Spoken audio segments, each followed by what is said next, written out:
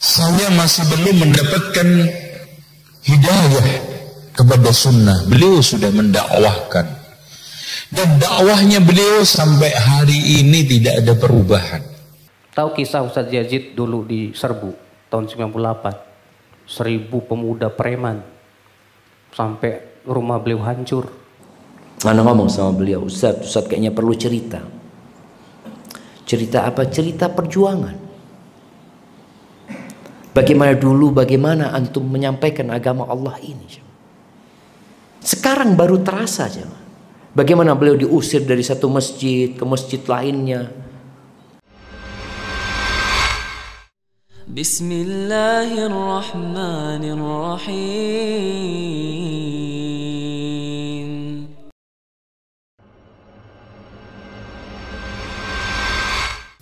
Subhanallah. Dari mulai saya,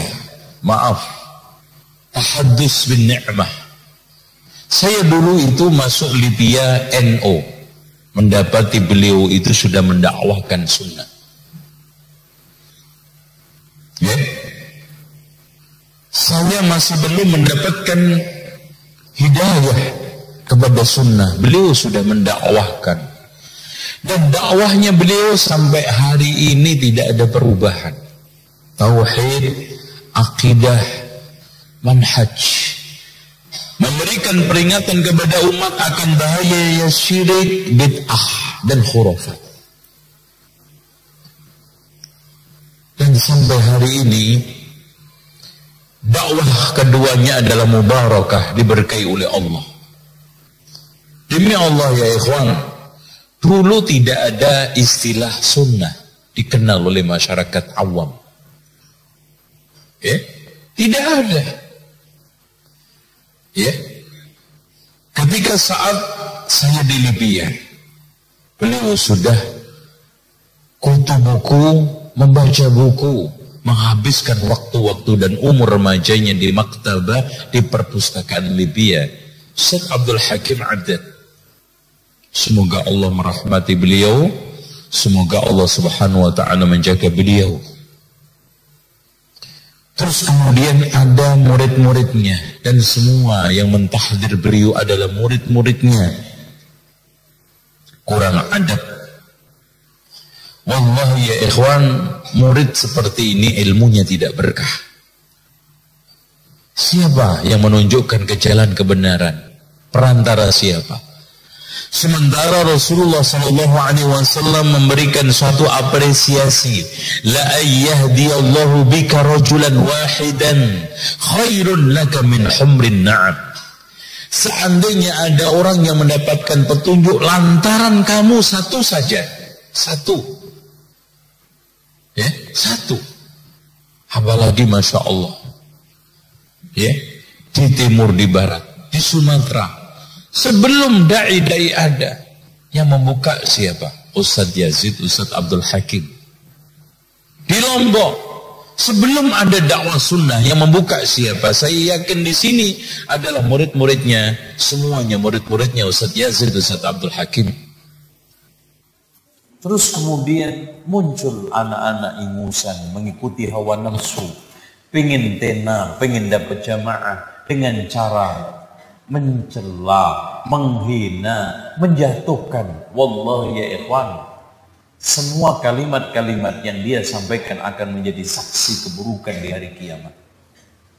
La uzakki 'ala Allah, saya tidak mentazkiyah di hadapan Allah pasti. Ya, tapi beliau keduanya adalah ahli sunnati wal jamaah. Beliau adalah yang membuka untuk kita semua, sehingga jalan sunnah, jalan dakwah itu lempeng. Jalan sunnah sekarang langsam, dakwah itu nyaman. Kita mendapati masjid-masjid penuh dengan dakwah-dakwah sunnah. Ya. Oleh karena itu, orang yang mentahdir ustadz-ustadz ini hendaknya segera menghentikan. Tidak barokah. Bukan caranya seperti itu mendakwahkan ilmu. Mendapatkan jamaah kalau Anda ingin jamaah. Ya, bukan caranya seperti itu. Maka dari itulah ya akhi, jangan antum kira kita berdakwah itu enggak dimusuhi. Antum di Bogor udah berapa tahun? Tahu kisah Ustadz Yazid dulu di Serbu tahun 98. 1000 pemuda preman sampai rumah beliau hancur. Alhamdulillah beliau diselamatkan di led belakang oleh para polisi. Iya. Kalau enggak meninggal semuanya satu keluarga. 1000 pemuda, bawa parang, bawa golok, Pak. Bayangkan. Subhanallah. Tapi dakwah harus jalan terus, Mas. Tidak akan pernah berhenti insya Allah. Imma sunnah ini tegak atau kita wafat di atas iman dan Islam. Alhamdulillah. Jalan terus, nggak usah khawatir. Makanya kita itu ketika menghadapi rintangan, langsung kita ingat para nabi dan rasul lebih berat rintangannya. Masa menghadapi rintangan segini saja sudah keok? Wah, nggak bisa. Saya harus bisa menghadapi rintangan-rintangan ini. Begitu dong. Jangan mudah mengeluh. Aduh. Ya kalau sering ngeluh itu namanya nggak sabaran, Pak. Makanya Allah mengatakan fasbir sabron jamila. Sabarlah dengan sabar yang indah. Apa kata Imam Mujahid tentang makna sabar yang indah? Artinya sabar yang tidak disertai dengan suka mengeluh. Gak usah ngeluh lah. Yang namanya dakwah pasti, yang namanya rintangan selalu ada. Udah jalan terus, bismillah, tawakkal Allah. Ikuti bimbingan para ulama bagaimana dalam berdakwah. Iya, dengan ilmu dan basirah. Jangan dengan apa? Semangat dan emosi. Salah kalau kita dakwah dengan semangat emosi. Yang ada hancur dakwah kita, Mas. Dakwah kita itu harus dengan ilmu. Dakwah kita itu harus dengan bimbingan para ulama. Ya. Harus. Sebab kalau kita tidak dibimbing oleh para ulama juga hancur, Pak. Karena kita ini masih muda-muda, apalagi banyak pemuda-pemuda sekarang sudah mulai ngaji sunnah.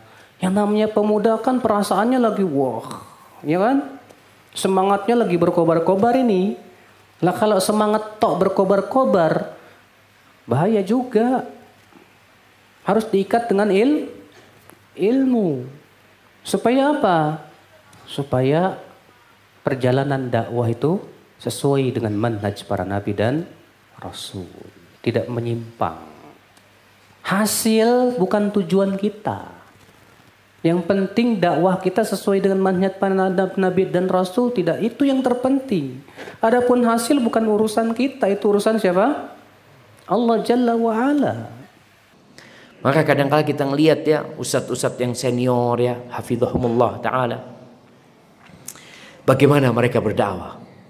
Mereka yang seperti Al-Ustadz Yazid bin Abdul Qadir Jawas, syafahullah wa afahu wa radda afiyatahu.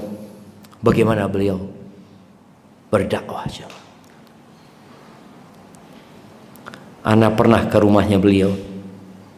Ana ngomong sama beliau, Ustaz kayaknya perlu cerita. Cerita apa? Cerita perjuangan. Bagaimana dulu, bagaimana antum menyampaikan agama Allah ini. Sekarang baru terasa. Bagaimana beliau diusir dari satu masjid ke masjid lainnya. Hafizahullah ta'ala.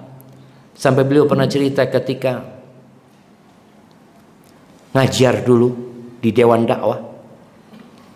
Beliau naik bis dari Bogor ke Jakarta. Naik bis. Beliau cerita ya gak ada yang nyambut.